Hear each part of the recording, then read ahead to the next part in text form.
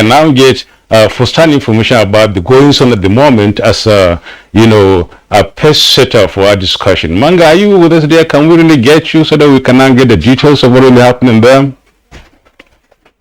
Well, it seems Manga is so far, but in the meantime, let's have Oyemi Ajayi's background report on this very topic this morning. Let's have it.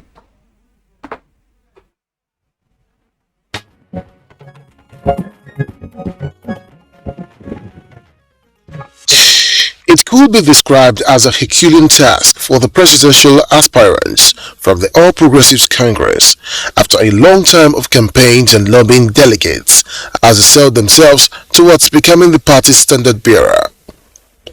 June 7, the decision-making day, attracted party members and stalwarts to the Eagle Square, venue of the primaries, for a first-hand experience. One message the party chairman Abdullahi Adamu echoed is the need for the party to remain united and support whoever emerged winner of the primaries, irrespective of the individual ideology. The struggle for the attainment of political power is a personal and legitimate aspiration, but it must not be the reason to divide our party or tear us apart. The inherent beauty in democracy is that all those who seek the mandate of the people must submit themselves to the judgment of the people. President Muhammadu Buhari had called for an open election after initial speculations of consensus candidates. We have made substantial progress in governance, in implementing reforms, in democratic processes, and in social care. We are now respected in Africa and across the world. Aspirants were given the opportunity to come up with their manifestos with emphasis on why they should be voted. However, there was a twist on the event when some of the aspirants decided to step down for the national leader of the party, Asiwaju Bola Ahmed Tinubu, and the vice president, Yemi Osinbajo. Now, how best can the APC presidential primaries be described? Guests on NTA's Good Morning Nigeria will be discussing these and other issues at the APC Special Convention shortly.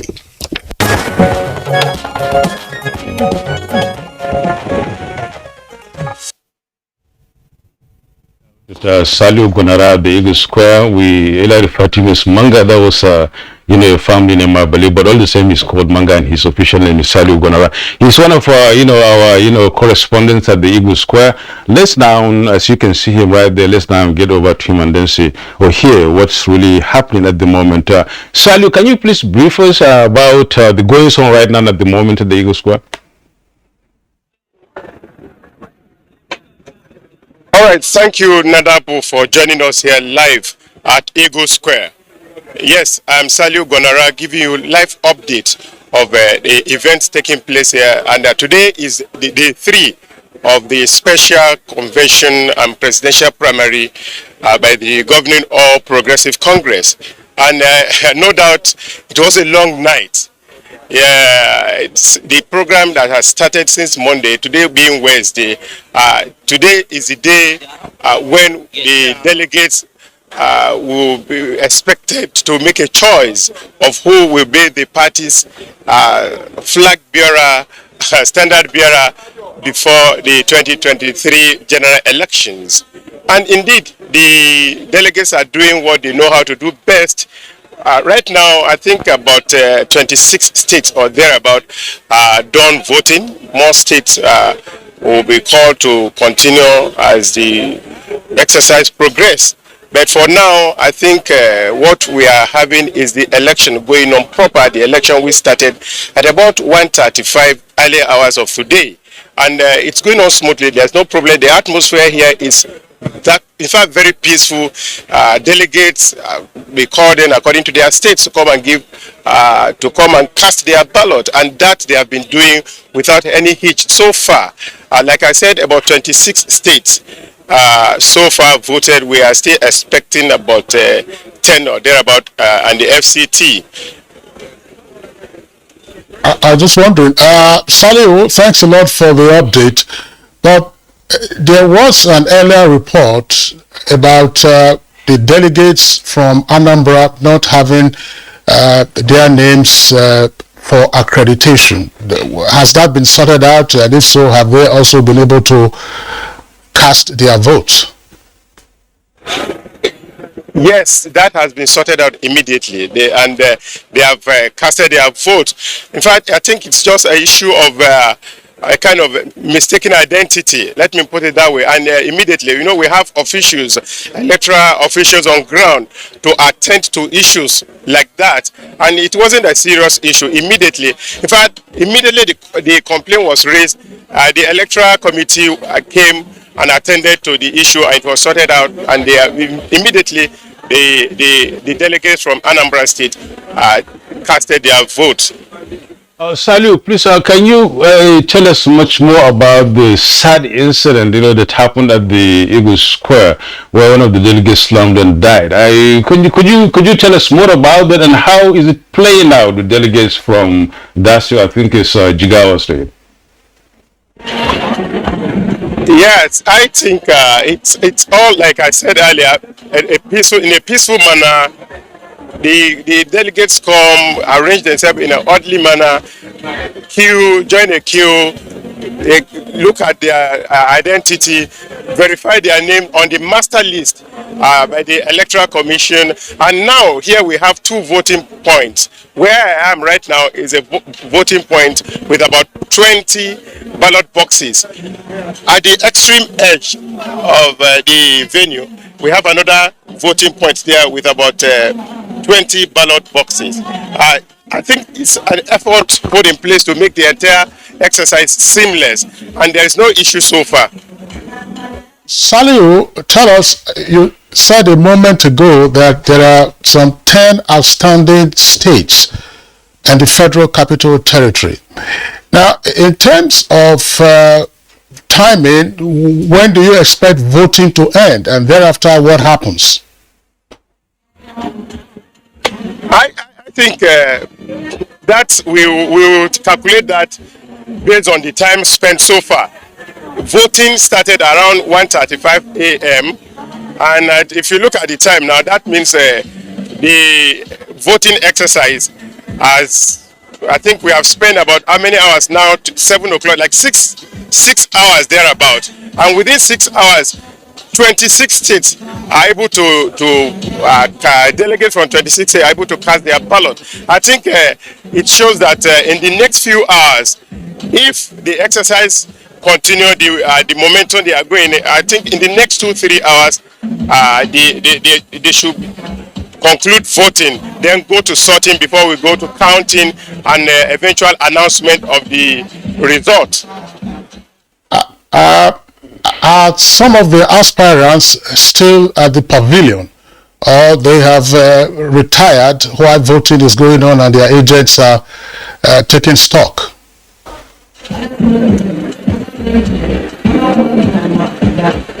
So, as we speak, we still have some of, in fact, all the aspirants are on ground, I think, except few. In fact, some few moments ago, I saw one of the aspirants just arriving again, probably after taking a break.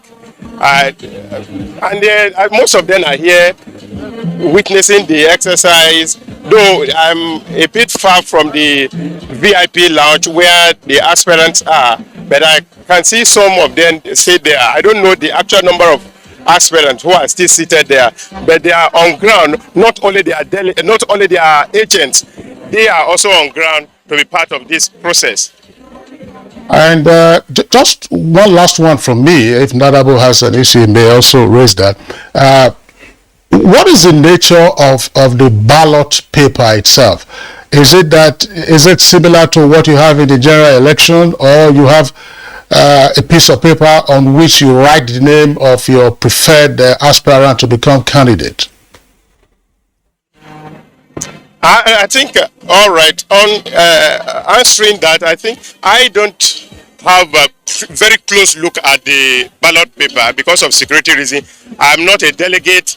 I'm not a committee in charge of the election, so they won't allow me get close to the ballot box because of security reasons. But as a journalist, from what I'm able to see from afar, I think it's branded. No, it's not carrying the pictures of the aspirants. then with a space where delegates will just write the names of their preferred aspirants. There is a small provision for them to just write the name of an aspirant, and they made it very clear because what the electoral committee emphasizes about the issue of probably mixing up the names of the aspirants. Like, for instance, we have people who bear Ahmed. The Senate President is Ahmed Lawal. Then former Zamfara State Governor too is Ahmed Rufai.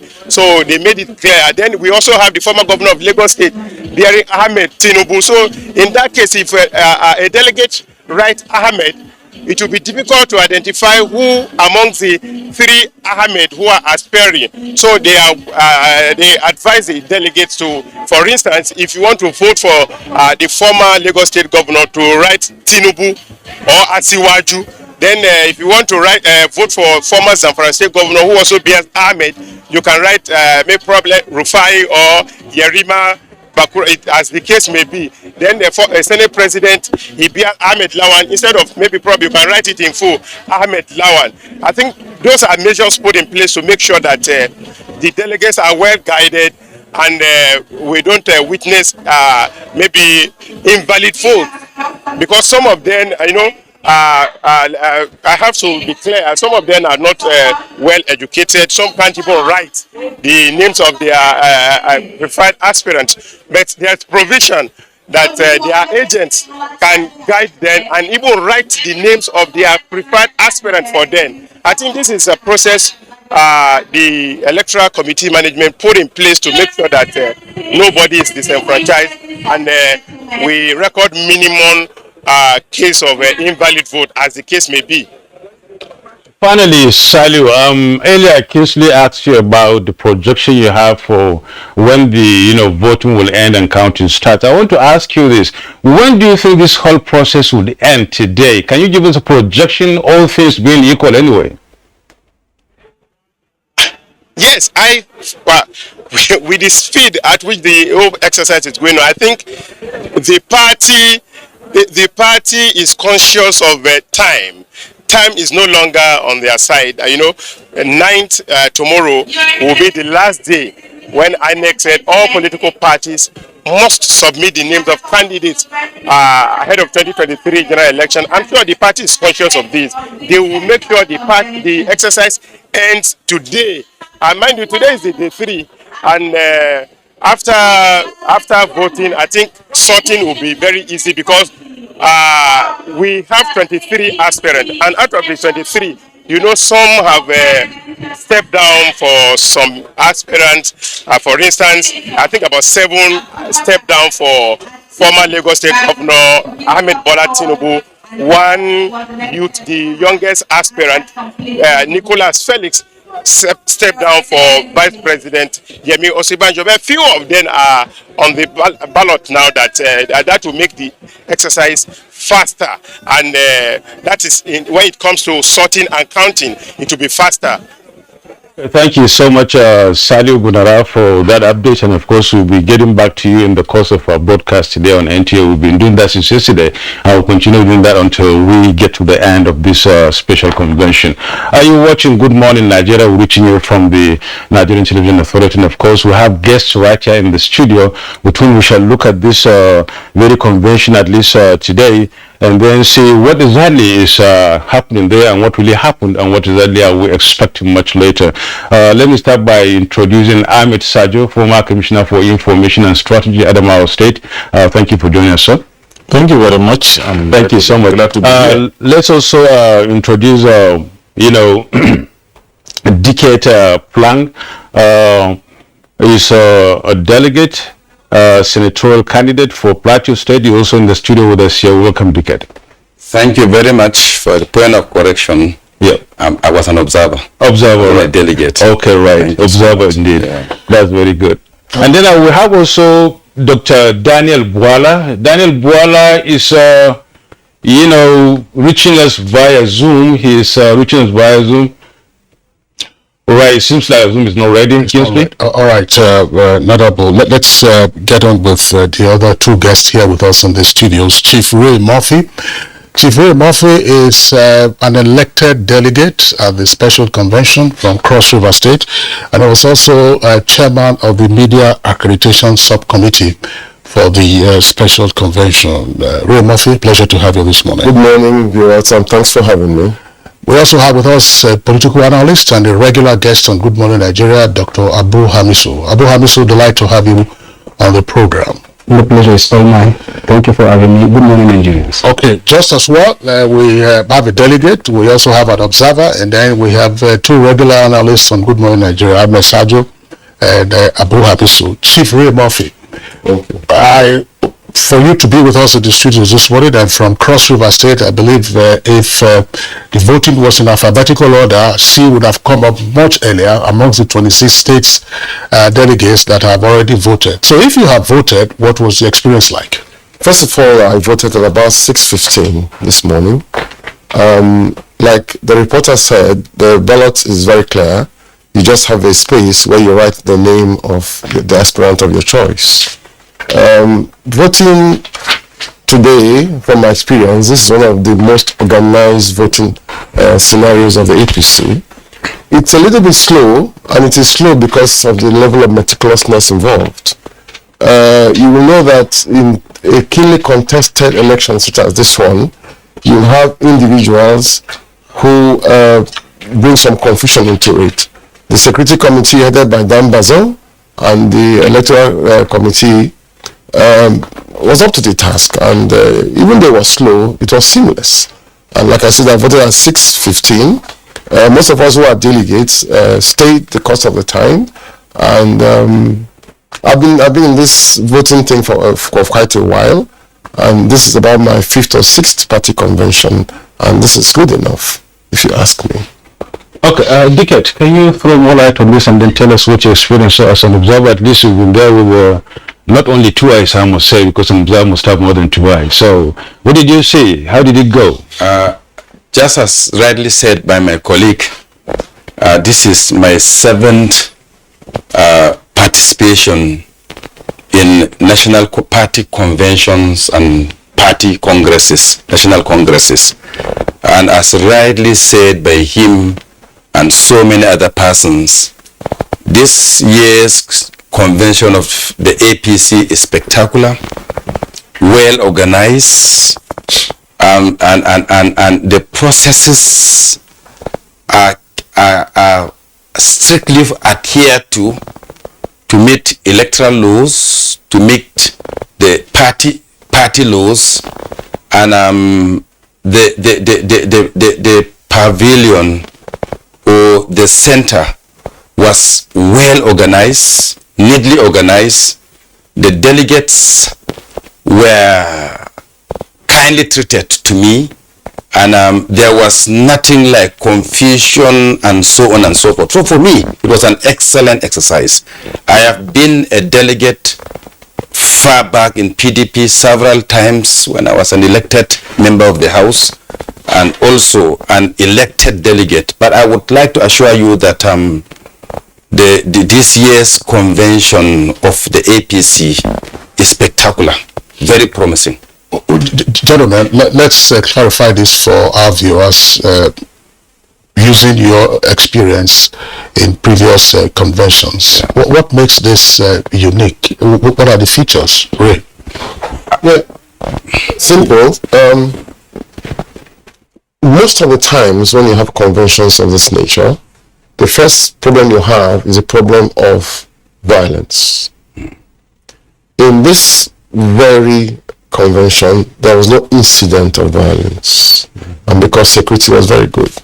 Remember our last convention, the last convention that brought in the current executive, there was so much pressure that parts of the barricades were pushed down. There was some stampedes. So this time around, effort was made to ensure that the barricades were far removed up to the point of the Inspector General's premises. That is Edet House. That is a point where vehicles actually started, being checked. And if you ask me, this time around, for a large party like the APC, one of the problems you have is that too many people who have no business in the convention come. But this time around, in as much as a mass movement, some of those people were kept from entering the arena. This ensured that there was not much of contention. Finally, because it is only one contest. In other conventions, you have a situation where they're running for national chairman, national vice chairman, and all of that. This time around, it was only one office that is being run for. And then finally, when people are given time to speak, quite a few of them stepped down. So it made it simple. And from the beginning, by the time 7 people had stepped down, you have a situation where the mood of the crowd was beginning to go up. So it was like a celebratory mood, and the security team were very good at it. They're very good at it. And like I said, for me, with the experience I've had in this matter, even though for some people they say it was slow, but I can tell you it was just meticulousness. And I must commend the gentleman. I don't want to commend myself, but being a part of the convention committee, let us commend ourselves. Thank you very much. Well, that's good. Congratulations, therefore, even before you round up the convention. Delegate, I don't know whether if you would add 1 or 2 things to what he said that makes it much more special than the other ones you've attended earlier on. Not really reiterating what he said, but if there are any other additional things being an observer that you must have observed that makes this very convention different from the others. Yeah, I would like to also commend the various committees. You know, there is the screening section where delegates are screened and certified and then conveyed to the venue. I want to assure you that I went through, I observed all the processes, and I assure you that they were very strict to ensure that your voting cards, your material, and your names tally. They check strictly. I like the strictness. At the end of the day, the processes were well divided in such a way that you don't even delay the delegates in the verification. And the way vehicles were provided to pick the delegates straight to the center, it's quite efficient. And again, as rightly said by him, we must commend the security, and I must commend the media committee too, because wherever you are, the activities are around for you to see. It's not a convention where somebody is speaking somewhere and another person is listening to him. They provided points where all communications are communicated to the delegate, so nobody is left behind. For me, it was a well-articulated, people-oriented convention. All right. Thank you very much, Honorable Delegate, for your comments. Let's bring in now Ahmed Sajo. Ahmed Sajo, what is your assessment of what is playing out at the convention? Yeah, thank you very much. I was a delegate up until a point where some of us are advocates of inclusion, fairness, equity, and justice. And when the delegates in my local government were all 3 men, and the law says one must be a woman, I forfeited my seat for a woman. Because if you notice, one of the key difference between the APC convention and the PDP convention is that because PDP had just 1 person per local government, mostly the elected men who came, but the APC has 3, one of which must be a woman, and so some of us led this revolution that women should go. So I forfeited my, but this is my 5th or 6th convention. I was a delegate at the last convention, and having observed what went wrong, immediately Abdullah Adamu settled, I wrote a memo to him, I wrote a letter to him indicating some of the areas that I felt were not properly handled in the last convention. And I'm happy to say that most of those areas were actually addressed this time around. And I was particularly worried about security at the last convention. Whoever attended the last convention knew that we were only saved by the grace of God. Some people who had no business came in, some were wielding knives right inside the convention venue, the last convention. And so this time around, all of this had been taken care of. And the seating arrangement, the last time the APC experimented with the kind of seating arrangement that was to ease the voting process, and that was consolidated on, and the voting process had been eased, we were particularly concerned. Everybody spoke about unity of the party, but we knew that one of the things that could ensure unity of the party after this convention is if the electoral process was free, fair and credible, and was seen to be free, fair and credible by the contestants. And I think the Governor Atiku Bagudu-led electoral committee laid sufficient grounds for making the elections free, fair and credible. And I must also join my colleagues in saying the security arrangement this time around, the area, most of those that had no business going in did not go in. But that did not mean that some people did not find their ways inside. And you could notice that there was a point at which the masters of ceremony were pleading, begging, and saying for people to go and sit somewhere away, and they were blocking the podium. But all of that did not take away from the fact that the convention was relatively, well organized, and we hope that the outcome will be acceptable to all the contestants, because that is key. If any contestant feels that the process had changed the person, that would be something else. And I must also commend the aspirants who forfeited their own ambitions for the greater good of the party. Whatever the reasons for either stepping down or ensuring that the process is conducted in a rank of free manner is also very, very commendable. And I think at the end of the day, we hope that the convention will produce a candidate that is formidable enough to face the opposition PDP, and that the party will get out of the convention in one piece. The chairman was talking about healing process. Everybody spoke about healing process.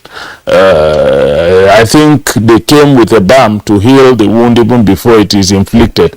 I hope we will heal at the end of the convention, so that we go into the party goes into the electoral process as one united party. Good, thank you, Ahmed Sajo. Abu Hamisu, it's all commendations here for the APC, special convention going on right now at the Eagle Square, and of course, from what the guests say, you must have heard, it's about the most different of them all in all the conventions APC held, and it's really positive. Are you in sync with this thinking? Well, what we always hope for is the improvement of a process, whether it is within the party, whether it is in an organization, or the behavior of some persons.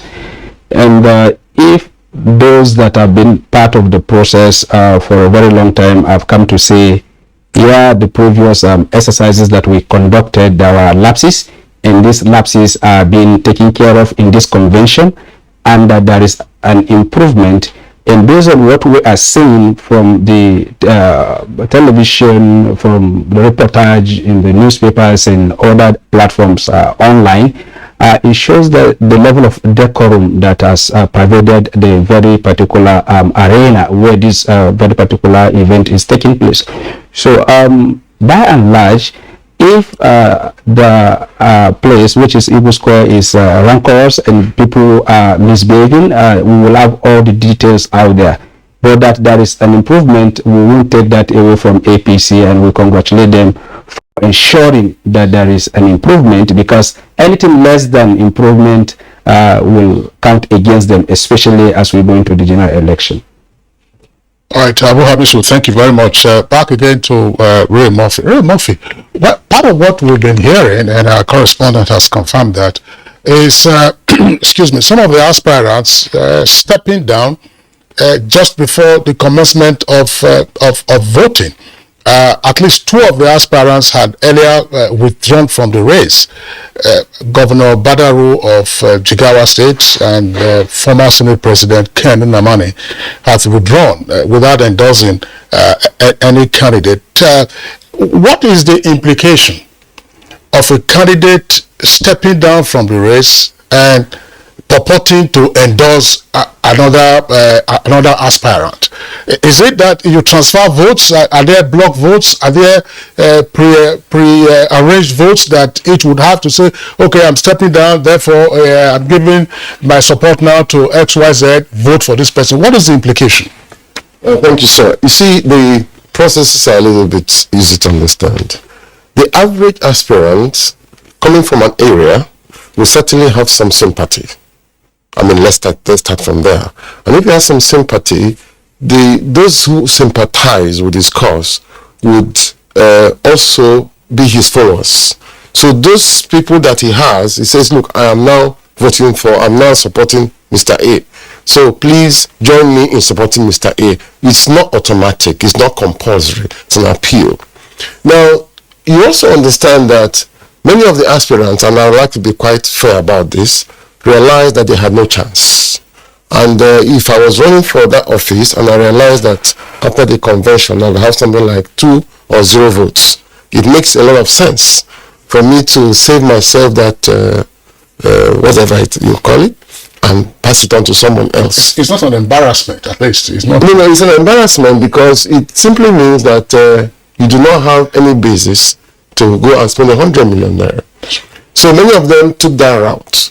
And humorously, I must tell you, despite the appeal for people to follow them, vote for someone, quite a few of them didn't have anyone following them. So I think it's just, forgive me to use that, say that, some kind of grandstanding. But having said that, it's important that they help the delegates to narrow choices. Being a voter myself, having voted, and also being part of the committees that ran the convention, I can tell you that my feeling of the convention is that we had really 4 major aspirants.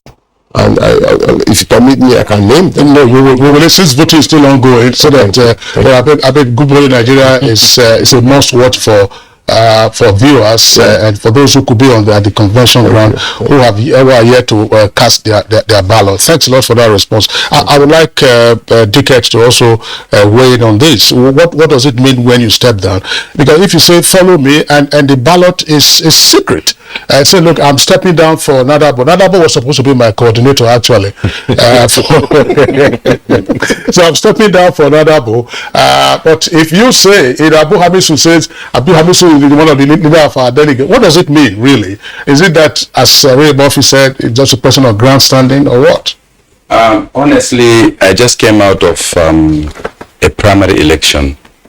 I contested for Senate and I had 6 contests. We were 6 that bought the form. 3 dropped before the election, and on the day of election the remaining 2 dropped and I became unopposed. They stepped down for yes, you or what? They stepped down for me. Now, there is a primary election. After a primary election, there is a secondary election. You must know that if you go into contest with a person, there is a scar that remains. And that scar can be transferred to a general election. But if you have a way of saying, I step down, that scar will not be created. So you don't expect any injury at the general election. As soon as you stand an election with a person and he wins, either him or his supporters, there is a gap. And that gap can be transferred to secondary election. To avoid that gap, and a person says, I have stepped down in friendship, it now implies that at the secondary election, we are together. So I highly appreciate people stepping down, no matter if they don't even have a delegate. They have a family, they are electorates. at the general election. So when you see people stepping down or withdrawing for the sake of the party, I assure you that it will mean well for the secondary election. So for me, I appreciate, even if I will win and somebody steps down for me, it now implies that we will be together in the secondary election. And the way people are stepping down at the APC presidential election now clearly indicates that we will be together in the secondary election, and that these gaps and stains and scars that would have been created, or anger that would have been created, that will be transferred to second election, will be avoided. So it is commendable.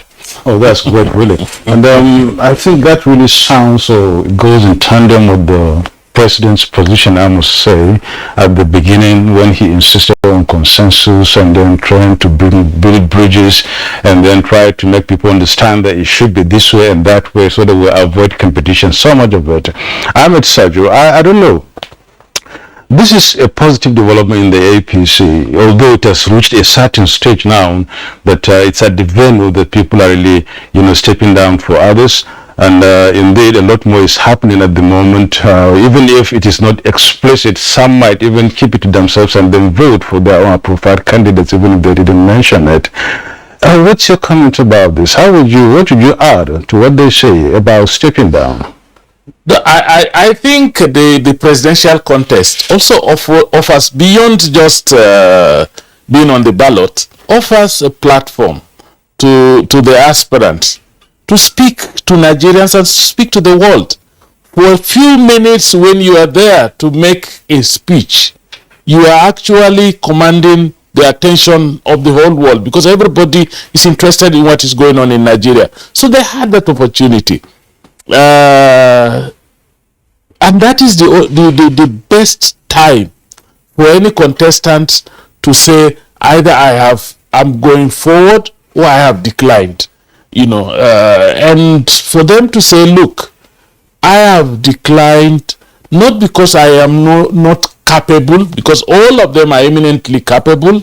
It's not easy for you to look for sufficient money to buy the form and then to run around the country and to mobilize people to reach out to people like Chief, who was a delegate, and whatever you're supposed to do. It's not easy to do all of that. But for you to do that and still feel that, look, in the greater interest of the party, or in the realization of the fact that going forward, I stand less chance than Mr. A or B, and that it's good for the party if we move with our best foot forward, or that such a person has greater electability in my own estimation, and because the party must eventually win the election, and that is where we are heading to. I think it's a good thing. But let me also return again to the theme of inclusion. I was a little bit sad that the only female contestant had stepped down. I wish she had gone ahead for us to be able to see how much of the female delegates would have gone with the... I come from Adamawa State, and I will tell you that I'm very proud that we had 6 contestants for governor. 5 were men, 1 was a woman, and the woman won. So that we want to see this commitment to inclusion that we speak about at an elite level. Those of us that are seated here, we can always say there's a need for inclusion, there's a need for everybody. How does it resonate with ordinary Nigerians down there? How does it resonate with our delegate? Remember that the APC was supposed to, if they follow the law strictly, we're supposed to have 1/3 of the delegates as women. We were expecting that if the only woman that was on the ballot had gone ahead, we would have seen what would have been the voting pattern of the female members of the delegate list. But by and large, I think people stepping down means that there is a realization that the interests of the party that the party winning the next election was more important than individual ambitions, and I think that is highly commendable. Even if you believe that somebody, had just come to the realization that he would not go anywhere, and that's why he's stepping down, it still speaks to the fact that quite a number of them had formidable credentials and had the following, and some had block votes that they could control by virtue of their positions, but they forfeited their own personal ambitions for the greater good of the party. I hope that will translate into a much more greater good at the secondary election or the general election. Yes, Kisley, before you answer, let me just round up on this. Earlier on in your opening salvo, you said you were supposed to be a delegate, of who you were, but because of the APC rule that says that there are 3 delegates from a state and one has to be a woman, you step down for a woman. I'm just trying to link up to what we've started answering the question anyway, because elections, as we see in this country, always say is supposed to be free, fair, transparent, and then inclusive. Now, this is where the whole thing comes in. We started talking about that. How has the voting pattern been with the women, therefore, at this election, at this very convention, given the fact that they've been given that whole chunk of 1/3 of the delegates being their own portion, although the female contestant, is sort of a step down before the election started? Well, I cannot say that the election is still ongoing, but I must tell you that I'm using my state as, incidentally, your state also, as an example. We have voted a woman as our candidate for governor, in spite of the fact that there were 6 people, 5 of which were men.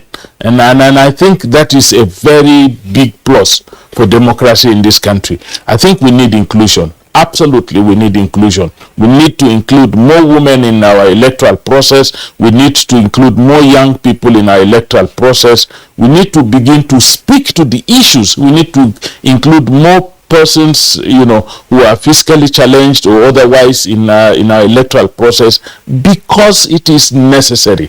We are a country that is, we're not only divided between north, south, and probably divided between Muslim, Christians, as we simplify.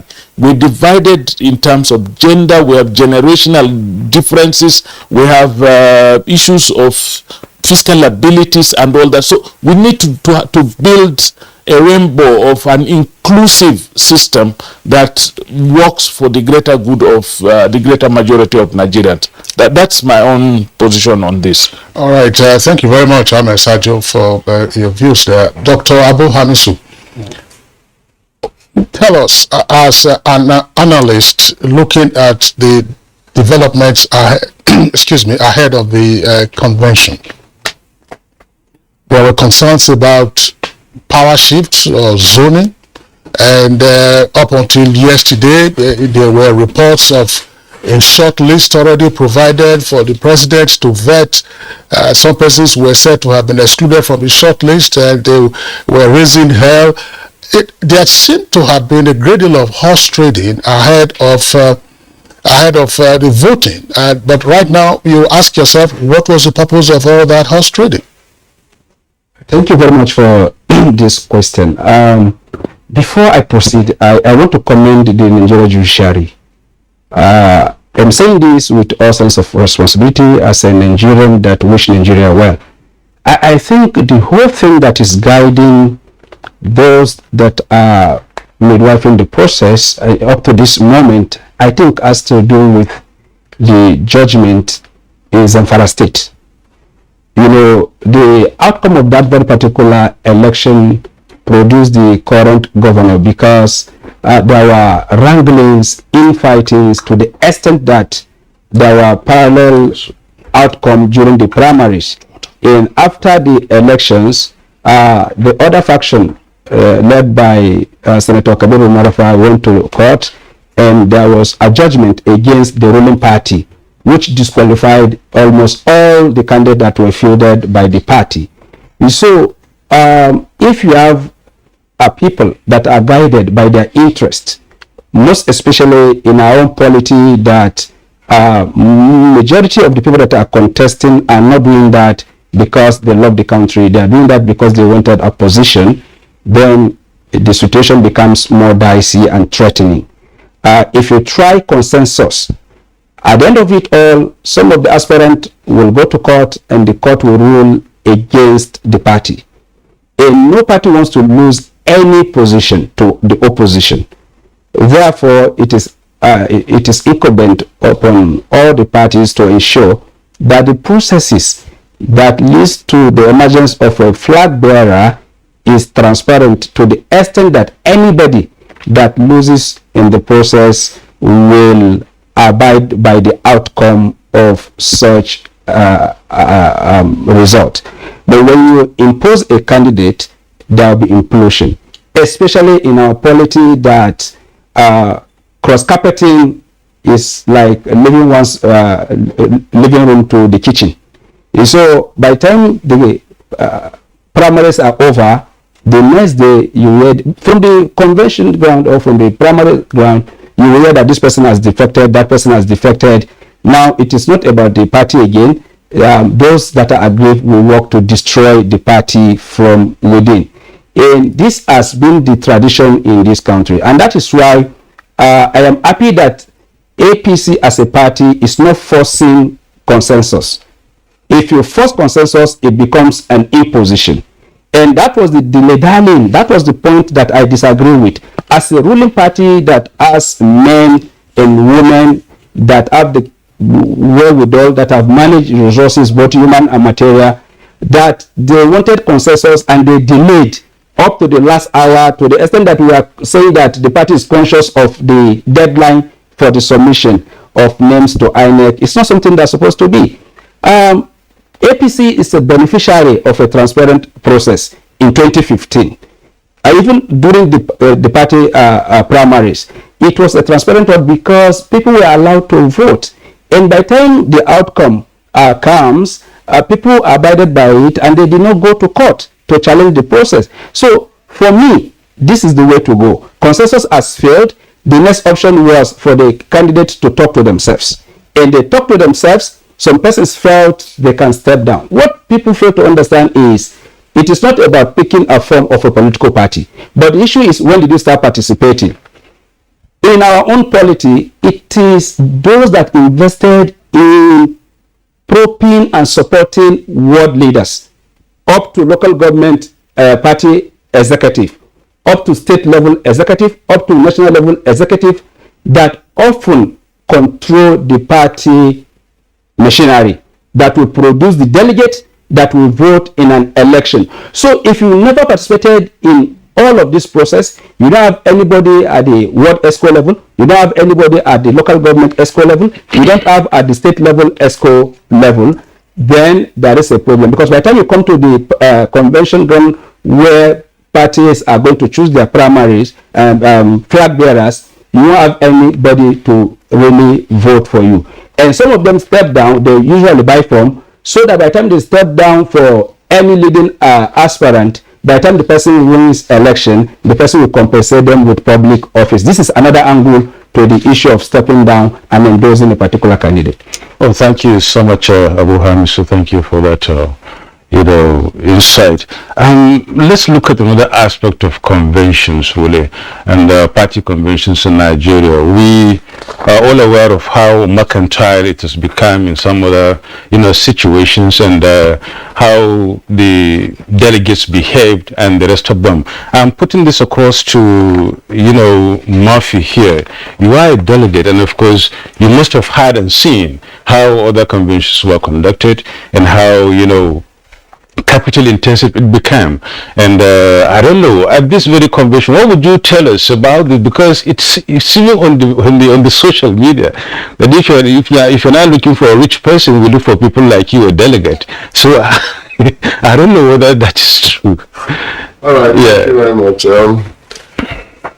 I am actually wondering if I took part in this convention, because the stories we hear about money, I stayed all night at the convention grounds.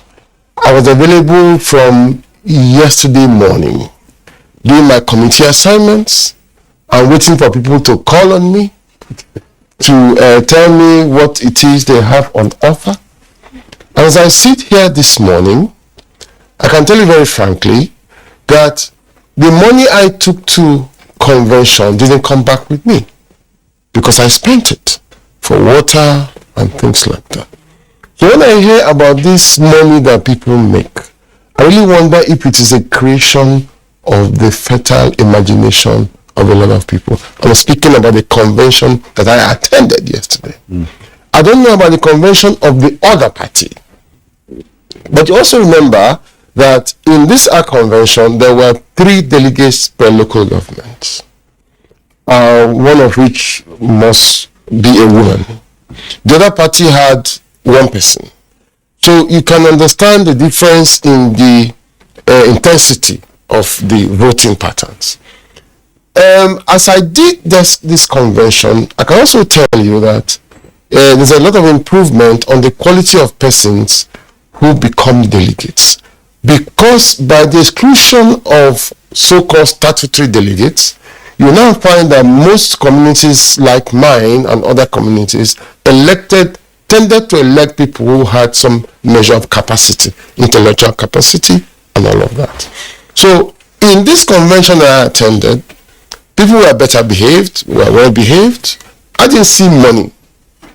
And interestingly, several times when I announced yesterday that nobody was going to snap the ballot. If you brought out your phone, you got arrested. If you brought out your phone, your vote will be invalidated. So the idea of saying, oh, I am going to report to someone who, so that made it very easy for me to say, quite frankly, that the convention I attended yesterday, money didn't play a role in the outcomes. What did play a role in outcomes, I must tell you, is the fact there were certain sentiments, which sometimes I seem to see as a patriotic move started by the governors, when the northern governors had that idea of power shifts. And people tended to believe that it was a good thing. And then, like my brother there said, I'm not so sure that certain tendencies were well managed in the recent past that led to an uproar, what you might call a mutiny in the party. But yesterday's convention, beautiful, nice, no money was exchanged. And I remember the other convention, EFCC was out there. But in this convention, I can tell you quite clearly that the money I took, and please permit me, there's a little bit of pickpocketing as well. Maybe because people thought that I lost my phone there. So, but by and large, it's a worthy sacrifice. Okay. And our convention, APC convention, didn't involve money. I took part. Thank you very much, Chief Ray Murphy, for the points that you have raised. Just to add, before we take this short break, the EFCC was visible at the special convention of the People's Democratic Party. But after the convention, and we had the guests from the PDP here on the program, they proudly announced that the EFCC was there, but they left with their cages empty. And they also hoped that the EFCC will be present at other conventions. And ahead of the APC convention, there was a report that the EFCC would also be present at the special convention, but that they will be incognito. So we do not know just yet whether they have picked up some persons into their cages, but just as well. But Chief Ray, you keep saying that the money you took there, you spent it. You are not telling us the currency that you took there. Legal tender in Nigeria is naira. That's dollar to buy water. That's great. That's great. Because we are seeing all kinds of things. And hearing all kinds of things. It's Good Morning Nigeria on the network service of the NTA. We'll take a short break now. When we return, we'll continue with the conversation. The Nigerian aviation sector is rapidly growing with the construction of new international airport terminals in several regions of the country. The new Murtala Mohammed International Airport has an estimated passenger increase of 30 million annually and 15 million for Nnamdi Azikiwe International Airport, Abuja. Malam Aminu Kano International Airport is also expected to open new frontiers for the region with more travel capacity for the annual Hajj, while the new Akanu Ibiam International Airport, Enugu, avails more business opportunities connecting the industrial cities in the region to the world. These new terminals beat world-class standards with enabling infrastructure that aid air travel, tourism, and the eventual growth of the country's GDP. Open up commerce and, of course, link us to international societies. People from international community will come here to do business, and then that will bring in more revenue to the state. Now, distances can be seamlessly covered as Nigeria keeps raising its bar to suit global infrastructure standards. Do you run a breast or cervical cancer service? Are you a private or public laboratory, clinic or hospital that offer any of breast imaging, cervical cancer screening, HPV vaccination, or other breast or cervical cancer services? Is your service a primary, secondary, or tertiary center located in any part of Nigeria, no matter how remotely located it is? If yes to any of these questions, then subscribe to the OCI Foundation's Save Breast app and become accessible and visible to millions of Nigerians. It is all for free. To subscribe, just type the Save Breast application form on Google or go to the OCI Foundation's page on www.ocifoundation.org and search for Save Breast application form. Complete the form and submit. And let millions of Nigerians patronize you, all for free. Become part of the OCI Foundation's quest to tackle breast and cervical cancers in Nigeria. And join us to rise by lifting others. COVID-19, that is the black swan of the century, has actually hit the whole world very hard, even the strongest of economies. And Nigeria was not spared. But due to the proactive stance and steps that the president has taken, we've been able to come out quickly. The president has consistently said we must invest in infrastructure. Even as we're investing in human capital, that we must invest in infrastructure. Because at the end of the day, that is what will bring about a sustainable economic growth. So the president has given us our directive. He has said you must make sure you pay salaries and pay pensions, but you also make sure that the critical projects of roads, railway, airports, bridges, major infrastructure that are meant to drive the growth of the economy, that we consistently invest in them, even if we have to continue to borrow to do so. This message is from the Federal Ministry of Information and Culture. Our pastors, our imams, in every church, in every mosque, please realize that in the course of praying for peaceful and transparent elections, we all have duties beyond prayers. If we want a stable society before, during, and after the elections, what should you be saying to those that worship with you? All Sundays and all Fridays, you are saddled with the responsibility of bringing up good generations. It is therefore your duty to both man and God to ensure peace all the time, no matter about elections alone. People talk to people and people listen. Talk to your followers. Make them listen to ensure peaceful 2023 elections. This message is from the National Orientation Agency.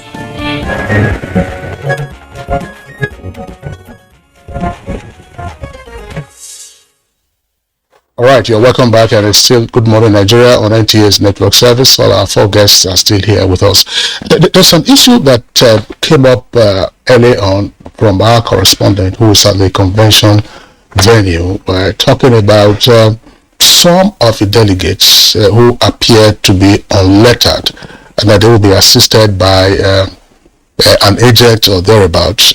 Ray Murphy speaking says, well, that's been an improvement in the quality of delegates, consulting himself and others. But this is an issue that we focused on Good Morning Nigeria ahead of the party primaries. We will be discussing the quality of delegates, because it is the actions of the delegates that will throw up the candidates from amongst whom the voters will make a choice in the general elections. Delegate, I want to ask you this question. Is it time for us ultimately for critical elections or primaries of this nature for there to be some minimum standards with requirement to the delegates, the caliber and quality of delegates who will participate? I mean, why would you need the equivalent of an illiterate jurat to be guiding the delegate to vote at a convention to choose a presidential candidate? We're actually advancing, and the usual nonchalant attitude of Nigerians in participating in political processes have reduced in no small measure.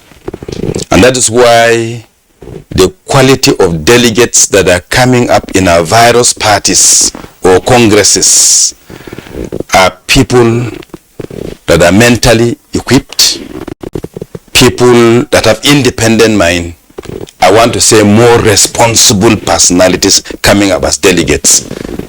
I also know that the processes of coming up with delegate is also an issue that has to be watched, so that enlightened people do not sit somewhere and begin to nominate themselves and adopt themselves at the Congress as delegates.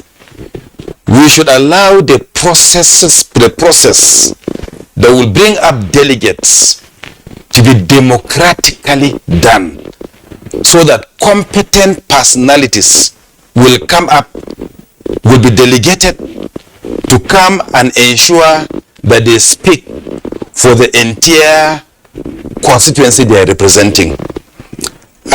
You know, sir, sometimes where we are, we can't be above coming up with delegates at the moment. There are people who desire that we should have direct primaries. The level of our infrastructure and the level of documentation of party members will not reach the stage of organizing an uninterrupted direct primaries. Because for a direct primary, you don't need interference. If you are doing a direct primary in an open space, somebody can rush in and enter. And before you begin to eliminate or to remove that person, you will end up in confusion, because not all our villages have holes. So what am I saying, sir? I still feel that the delegation, the people coming to as delegates are more equipped than what it used to be. And I know that with time, honestly, we'll continue to improve the quality of people coming as delegates. Okay, thank you so much, Delegate. Abu Hamisu, let's hear your views on this. It's talking about, quality now, quality of delegates, and of course, this translates into quality of those who are going to be elected. And then the delegates being qualitative, one will think and then you assume that the person to be chosen would be as qualitative as the delegates. And of course, it goes along with the saying that no community produces more than what it has. Yeah. What's your take on this? Thank you very much. The problem has always been the problem of participation. That is one. The second issue is the person that has been nominated or selected or elected to become a delegate to represent a constituency. Does that person speak the language of the people? Does he connect with the people? Do they know what they want? If yes, then the quality they are going to produce will be a reflection of their thoughts in the reasons that guided the person they are going to select. We've seen contests where professors were defeated, where PhD holders are defeated, the people that study political science were defeated by somebody that never went to school. At the grassroots level, until you go there, we will continue to make these mistakes that until you speak quality English, until you read political science, until you've seen the fall of the university before. There are persons in this country that are professors of political science, politics, and they've never gone to school. But because they speak the language of the people, because they understand the terrain, because they've been there for so long, it's like apprenticeship. with due respect to the memories of Adedebu, of our politics, the man never went to school, but he was in charge at a point in time. He controls almost the political structure. So once the person, and that is why, okay, let me round up this way, and that is why even at the National Assembly you find a lot of people, just the way my older brother Honorable Sajo mentioned. We need to build this coalition. We need to build this rainbow coalition where you have inclusivity. Those that can speak impeccable English, those that cannot speak, those that can use sign language.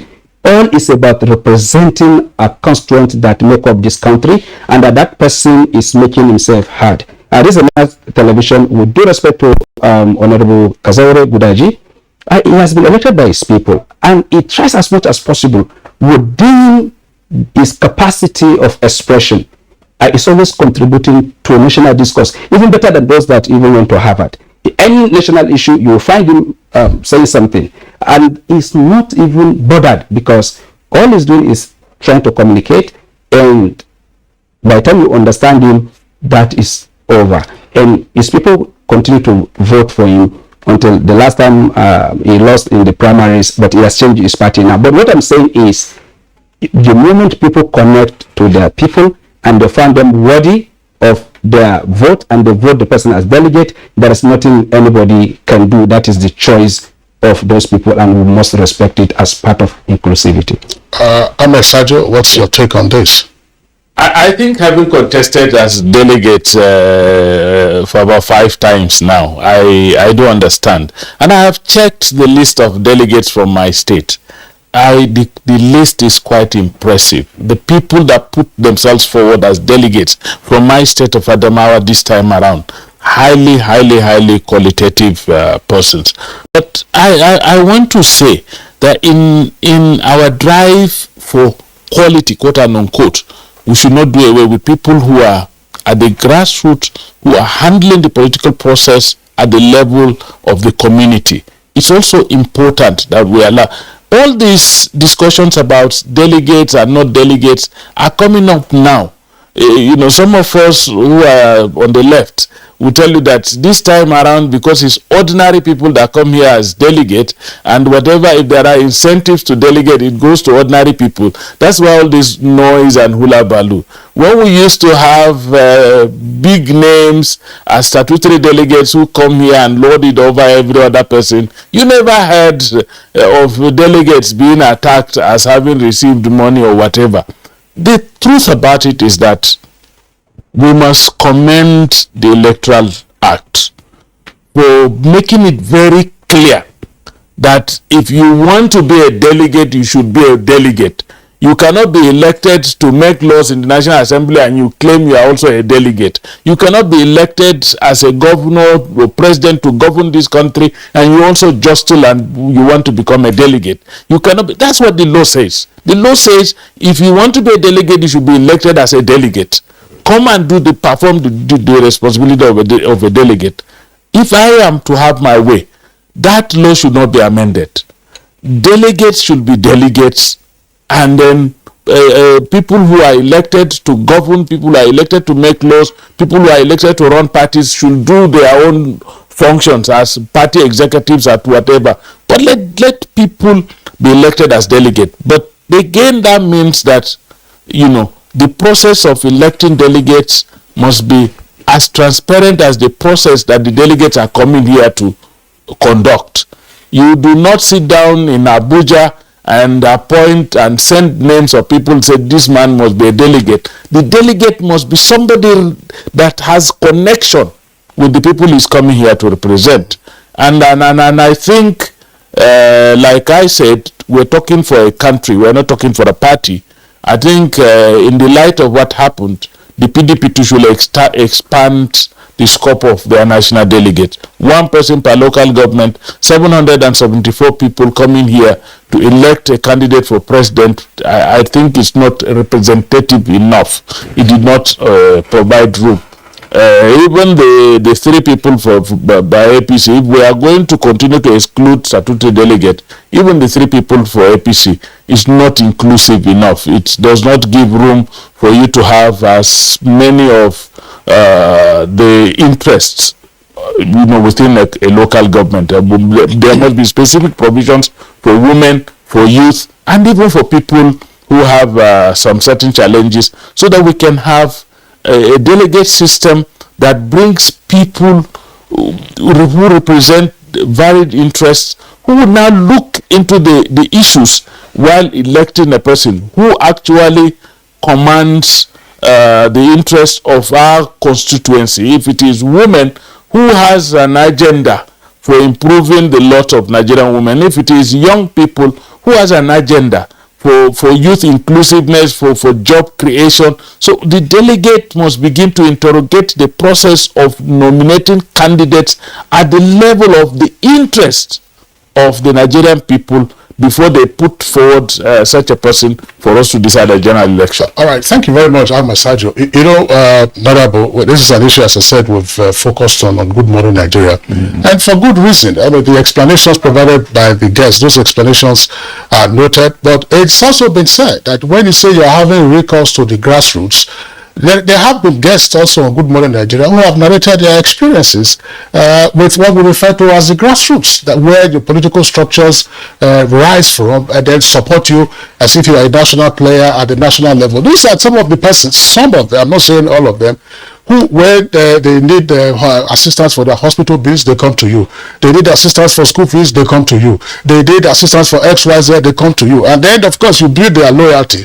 Not necessarily because they're able to engage you on key issues or because they're able to articulate those critical concerns that at the end of the day will lead to better management of the country's political economy. And that's why we've raised the issue of equality of delegates. But just let me say, Ray Murphy, you're chairman of the media subcommittee of this. I want to ask this question. Did you also have a subcommittee on natural occurrences?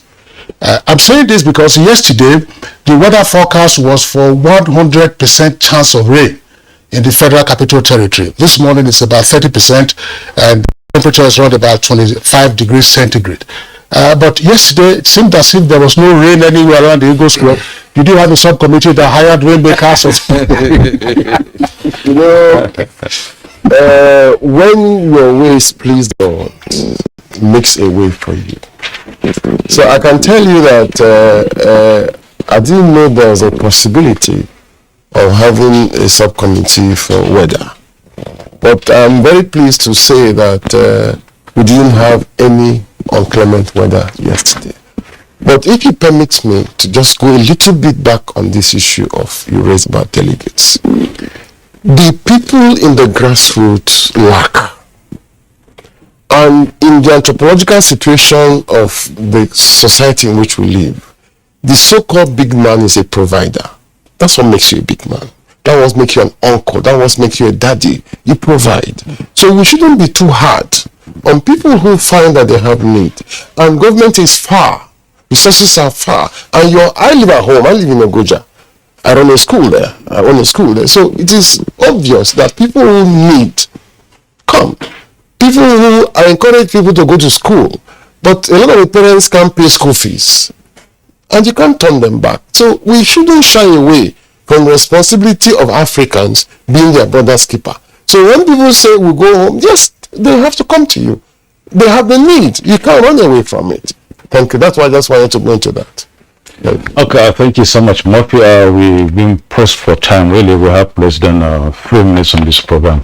Maybe in about 30 seconds or 45 seconds each, let's say, what really would be a response to the fact that most of you have been part of the convention for quite a while, and of course we are here, and then we're trying to see what we are going to take away from this convention. 45 seconds, I'm sorry. But before we do that, it's better we know that voting has ended at the Eagle Square, and of course collation of has started at the Eagle Square, so at least any moment from now counting will get started.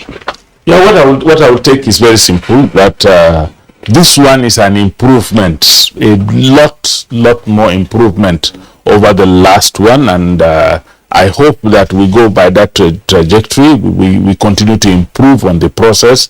And I also want to, the major takeaway I have is the fact that we've improved on the security situation.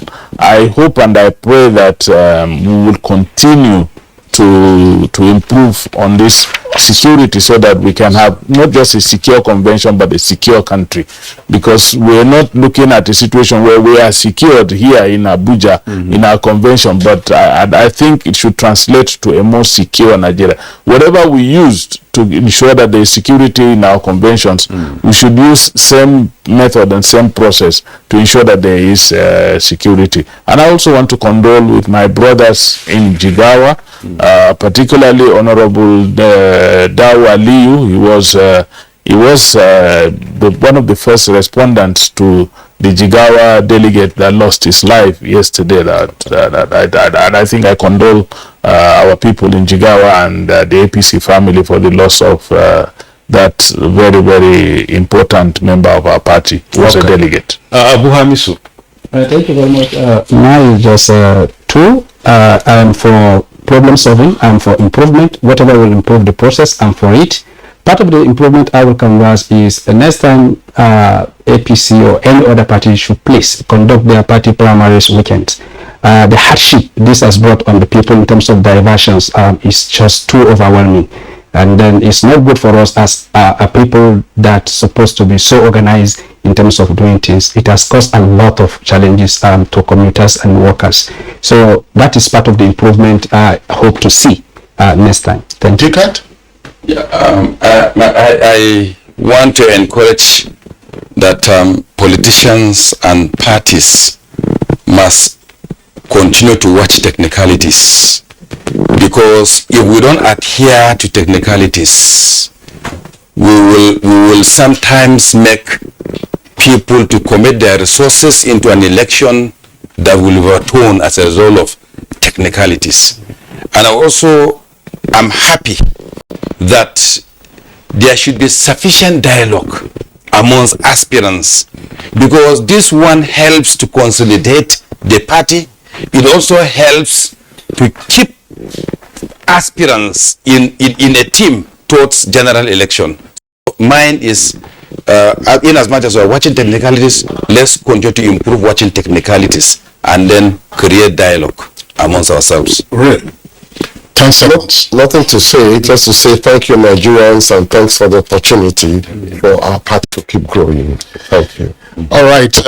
On that note, we'd like to appreciate all our four guests with us this morning. Ahmed Sajo, former Commissioner for Information and Strategy, Adamawa State, who also announced here that he had to step down for a female delegate from his constituency. Ahmed Sajo, regular guest on Good Morning Nigeria, thank you very much. Honorable Delegate Plank, who is a senatorial candidate for Plateau State and also an observer at this convention, thank you very much for being our guest.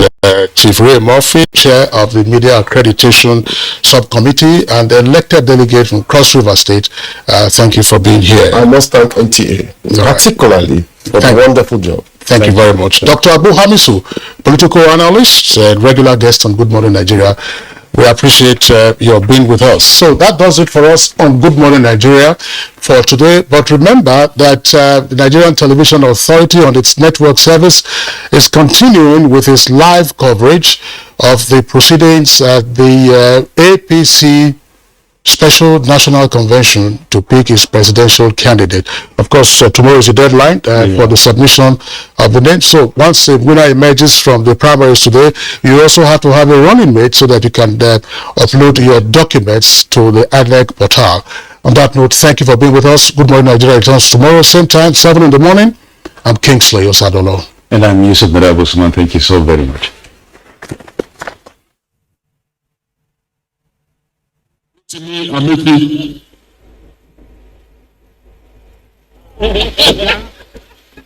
The APC presidential primary live studio right here on the Nigerian Television Authority. It's a continuation from yesterday. You know, the event which is holding at the Eagle Square in Abuja actually saw over 2,340 delegates queuing to choose their preferred presidential candidate. And in the lead up to the exercise, just to quickly give you, an update of what's been happening so far, 28 presidential hopefuls had picked the nomination and expression of interest forms, but 5 of them later pulled out. 23 aspirants later appeared before the APC Presidential Screening Committee led by the party's former chairman, John Odige Oyegun. Now, the run-up to the special convention had been marred by intrigues over the zoning of the presidential ticket and consensus candidacy. While a consensus candidate was said to have emerged on Monday, President Muhammadu Buhari on his part said delegates should be allowed to decide the party's presidential standard bearer.